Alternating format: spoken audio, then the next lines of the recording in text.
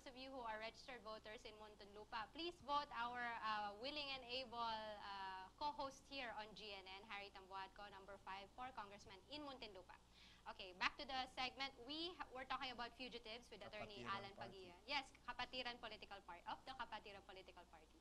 Okay, the first segment we were talking about the fugitives from justice, and now we have the Legal Network for Truthful Elections, Sean Galvez, joining us, who will talk to us about the preparedness of each and everyone this coming May 13, 2013. Welcome to the show, Sean. Hello. Yeah, and welcome again, Attorney Alan Pagia. Yes. Hi, Sean. Hello.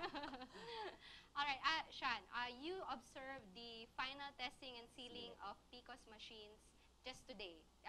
Is that an ongoing process? It's an ongoing process. We actually started last Friday together with the COMELEC commissioners. We were there during the first district of Pasay City. We were there to observe the first testing and sealing of the PCOS machines. And also last Friday, no, it actually started last Thursday, then Friday, then Saturday. So All it's right. ongoing until today. This is a very crucial moment for all the polling precincts because Yes. you are finally testing and then sealing the PCOS machines to ensure, well, some sort of credibility or to make sure that there will be no cheating on May 13, 2013. Yes. What are the steps that have been undertaken? Have mock polls been, for example, utilized, or is there a 100% corresponding manual count, PCOS count, accuracy rate? How is it? Actually, during our observation, we actually found something unusual regarding the PCOS machines. So not all PCOS machines are working properly, such as during the first FTS, the final testing and sealing in Pasay City.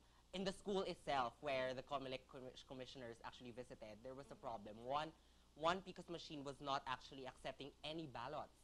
Oh, So no. that's one of the problems. But the thing is, it was after Commissioner Brillantes and Commissioner Gia visited. So it was actually after they have visited the But it was school. working beforehand. No, it was actually, because they only was not tested working one, at all. Okay. one machine. It's for the general. Then all other precincts will actually test the other PCOS machines. So there was one. Yeah, just to be clear, in one clustered precinct, there's only one machine, right? No. No. How many machines? So in one classroom, there is one. In one clustered precinct, there is one. But in a school, since there's a lot of precincts there, there's a lot of PCOS machines. All right. Okay. So when you go to the final testing and sealing, there will be is there a manual count? Yes, As opposed to the after. PCOS count? Section 23 actually provides for the manual counting, which actually which should show the correct total of votes per candidate. So in your experience, you've been to Pasay. Or where else? Are you Pasig, observing? Pasig. we actually conducted in Makati City. Muntinlupa, wala. Today is actually in Muntinlupa, I think. Okay. Okay. In those three precincts, you conducted a parallel manual count and then the PCOS count. Yes. How is the accuracy so far? Is it 100% accurate? Not all PCOS machines are working properly. Okay. So that's the thing. I'm scared. But no, the thing is, that's the purpose of the FTS, so we can check. And after we check, we can fix the problem. So So that's it's the still point of fixable. it. Yes. It's not Alright. actually, it's not, will conclude to electoral sabotage or anything will actually violate our rights when it comes to election day itself. What else will you check during this final testing and sealing? Aside from the counting of the way the machine counts, the way it operates, the way it turns on and off, what else? We can actually check if the BEIs know how to do or how to use the PCOS machines. BEIs meaning the Board of Election Inspectors, Yes. our public school teachers who will be there on election day. So is there a problem with that? That I think that if they are not trained at this point, then I don't think they will be trained in a week in order to handle the elections They next say Monday. they are actually trained because before they actually gonna be conducting before the FTS, they said they were already trained. The COMELEC actually said, actually it's mandated they should be trained with regard to the PCOS machines. But the thing is, during our observation in the FTS, especially during the first day, some BEIs don't know how to use or how to actually follow the instructions provided by the General Instructions Manual of the Okay. COMELEC. Nako, paano yan if they don't know how to follow the instructions? Will someone be following that for them? Meaning that will be that will put the PCOS machine's credibility again into question. Kasi if it's not the proper BEI who will be implementing the instructions in the general manual, then Actually, the general instructions provided for the instructions actually to be followed during the final test and sealing. The problem is, I think they haven't actually read the thing completely, or they forgot about it since the training was actually before. So the problem really lies on how well or have they mastered already how to use the PCOS machine and the instructions to be followed during the election day itself. All right. Attorney Alan, what do you think? How do you see the case between Smartmatic and Dominion Holdings, where Smartmatic is claiming that the PCOS machine they got from Dominion are defective? Can't actually say that Are you it's, disregarding that? we can't actually totally say that it's defective. No, no, no, no. I'm not saying that. That's Smartmatic who Sorry. said that. Yeah. Are you saying Smartmatic is a liar? No, I'm not. So we have to take its word. Yes. Well, he says, according to the case in the States, defective yung PCOS machines. So what is your take on that? I don't think Yeah, how that- come we're still using the PCOS machine again? I believe there is an ongoing dispute between Smartmatic and Dominion. Yes. However, here in the Supreme Court, what has been the decision? How come we're still utilizing the PCOS machine despite this ongoing question from the service provider itself? Honestly, I'm not very familiar with that. Mhm. But I think we should not discredit PCOS machine already. So we haven't proven that it's totally relevant or it's totally useless. But as of now, we should take it in good faith. We should assume that Sian, it's I am willing not to discredit, but in the same way, perhaps we should be fair to our people by not jumping to crediting it, because the one discrediting it is the seller, Smartmatic. Should we close our eyes to what they said? Should we not feel bothered that Smartmatic, who supplied us these machines, claiming that it is defective, should we not feel bothered about that? you know, in the end, the court should actually, we should follow the court's decision in the end. As of now, there's no court decision, there's no fact, there's no, the case, there's no, Oh, no, no, no, no. Wait a minute. No need for court decisions because Smartmatic is the one saying it. Hey, these machines are defective. Do you need the court decision for that? I think I don't know if it's a Supreme Court decision or a COMELEC decision to buy the PCOS machines. That's why another story. It's a What different story what from the service Brillantes and provider. company have not addressed is, what is this? Smartmatic saying in the States that the PCOS machines are defective. Should we not feel bothered about that? Yes, I think there should be steps in order to raise that here as well. Kasi, For instance, what is the percentage? How do you extrapolate this possibility of one machine not performing 100%? And how many among the BEI members are trained enough to handle first aid situations, if troubleshooting? I mean, these are very, very large percentages involved. But I will not want to discuss that because that will complicate things. Ang sa akin lang, common sense. Bibentahan mo ako ng kotse, yung nagbenta ng kotse, sasabihin sa akin, defective yan, dun sa kinunan ko. I will not buy it. But we bought it, and we don't even want to discuss it. That's what we're showing our people, and that's not right. Why? It does not only violate the Constitution, it does not only violate the special laws on elections, it violates most painfully the ordinary Filipinos' common sense. let's go to the suit versus the COMELEC that was filed by many citizens groups before the United Nations over the weekend. Do you think, how hopeful are you or how pessimistic are you when it comes to this suit against the COMELEC? I understand it was filed with the United Nations on the basis of the violation of the Article Human 25, rights. the Human Rights Convention. I'm The right not to vote. very optimistic about that. Precisely, this is the first time they're doing it. With all the legal luminaries of yesteryears, Turing Tolentino, Jokno, Sumulong, they never thought of this. Why?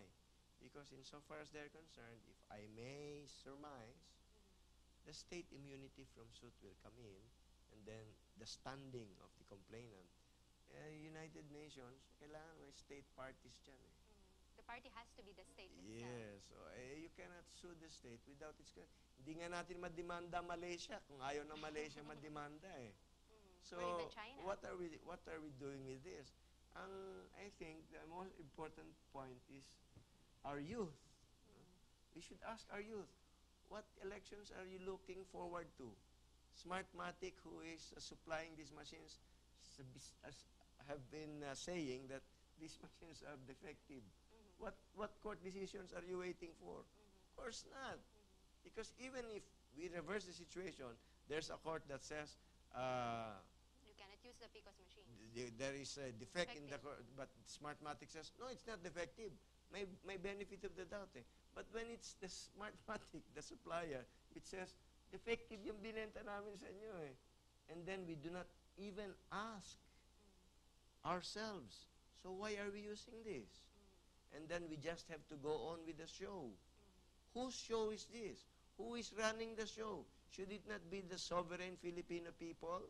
Should it not be the outstanding monitors of the Ateneo Law School who should be warning the people that these machines are defective according to its own suppliers, and COMELEC is coming from Mars, insisting that we continue with the show.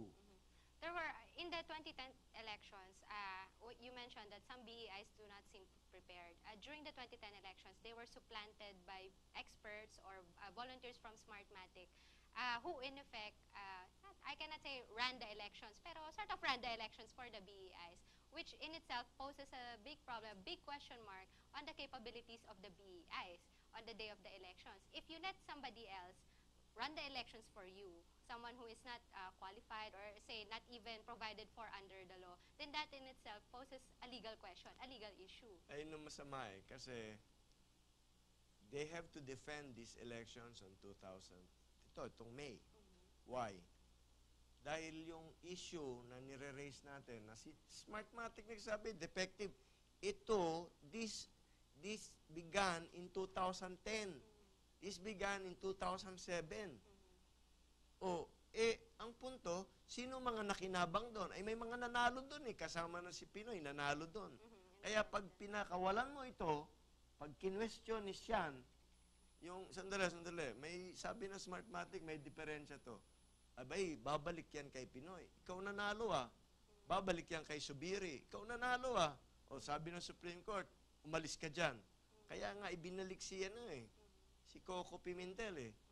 So, kita na natin, may diferensya to, boss. Bakit natin nire-railroad yung mga kababayan natin? Sige, let's get on with the show. Vote wisely. Kahit anong vote wisely ang gawin mo dyan, Kung di naman defective yung PCOS. Alam mo sa Bisaya, may tawag sila dyan eh. TICAS machine, hindi PCOS. TICAS. Sabi ni Bonada, alam mo ibig sabihin ng TICAS? Tindig? That is Cebuano for cheating. Cheating machine. Kaya yung mga Cebuano, very colorful ang language niyan. Kaya sinasabi na nga nila, dinadaan na lang nila sa biro, eto na naman po kami. So, yung mga mananalo, they will be winning under a heavy cloud of doubt. Not by commentators like us or Harry, but by Smartmatic itself. In the 2010 source code will be released by the COMELEC. I think that's their compromise. But the source code for the 2013 elections, meaning this year's elections, How about will not 2010? be. How about 2007? Wala eh. We do not, they do not want us to know dahil yung mga nakinabang nakaupo ngayon. And what they're saying is that the source code that will be released, the source code that was reviewed and used in 2010 was not the same source code that was deposited in central bank. That was another aspect of. But when it comes to preparedness, Sean, what is Lente's position? Are we prepared for the 2013 elections on Monday? Is there going to be a lot of glitches? Is there going to be a small margin of glitches? What do you think? We're gonna be optimistic. We believe that this is gonna be a good election. We believe that the PCOS machine will work properly. So we are very, very optimistic right now. Okay. That's our stand as Lente. Attorney Alan? I'd like to join you with that, but I can't because I want to be honest with you, Sian. I want to be optimistic, why not? And I don't want to be pessimistic, but I'd go halfway. I want to be realistic. Because if you're optimistic, you're hoping for something that is not yet there. If you're pessimistic, you are assuming something bad that is not yet there. But if you are realistic, you start from what is already there. And what is already there, Smartmatic has admitted the PCOS machines are defective. Ba't natin lilituhin ang taong bayan dyan? May diferensya itong election to. All right. Thank you very much, Attorney Alan Pagia and Sean Galvez, for joining us here on Talk to Harry. Again, May 13, 2013 is a day of reckoning for us Filipinos. If you want change, then maybe we should change the usual people that we elect, the usual system, the usual entertainment that we allow ourselves to be entertained with. Let's do away with that. Let's go with change, and you have the power to make that happen if you vote wisely. Again, for those registered voters in Muntinlupa, we'd like to promote Mr. Harry Tambuadco, number 5 po sa balota for Congressman of Muntinlupa. Please join us again next week right here on GNN for another episode of Talk to Harry. Thank you for watching.